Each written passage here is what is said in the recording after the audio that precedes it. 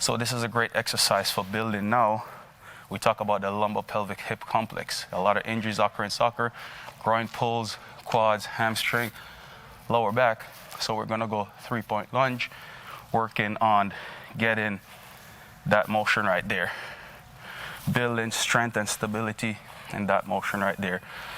But technical points that we want to coach our players. So as we lunge, I don't want my body to be leaning forward over my knee. I want my trunk to stay nice and tall.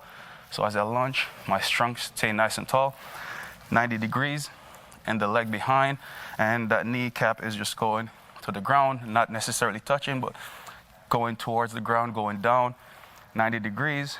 In my front leg, my knee is not over my toe, my knee is behind my toe. The balance is between the second and the third toe. So my knee is not all the way out, my knee is not all the way in. Between the second and the third toe. And now, as I get into this position, I'm thinking of now this kneecap just going down and here. So that's your front lunge, and essentially the same thing in my rear lunge. Same thing, kneecap it aligned with the second and third toe, kneecap behind my toes, and I'm just driving that knee down. So that's your front and your rear lunge. On my side lunges, so think about now a wide stance. If there was a stool behind me that's in line with this heel, and it's in line with this heel, I'm just tapping, sitting on the stool. So if you look at my knee is not going outside of my foot, nor is it buckling inside. My knee is going, and it's going aligned with my toe. Both toes, very important for your younger players especially. Both toes are always pointed forward. As I lunge, you'll see the tendency of players wanting to expose their cleats like that. Make sure that the sole of the feet are always on the ground. The sole of the boots are always on the ground.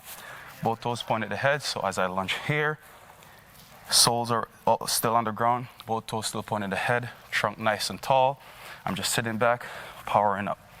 For your younger players, we can just hold it. So we can just hold a lunge here, and we can just work through this position. So we can go here. 1, 2, 3, 4, 5. If you players are not at the level to where they can lunge out or lunge back. Same thing with the side lunges. Just get your players to get in a split stance as wide as they're comfortable, and they'll just work one side at a time. 1, 2, 3, 4, 5. So just gauging the level of your athletes and just work through the different rotations.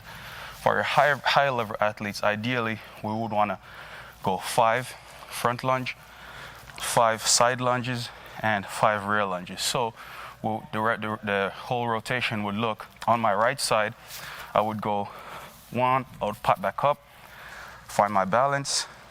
This leg that I'm working is always off the ground.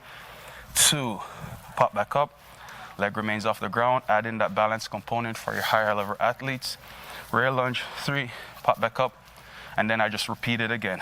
1, 2, 3, 1, 2, 3, and that will be 5 rotations. Add in 15, so it will be 5 front, 5 side, 5 rear. Switch to the other side and repeat that process.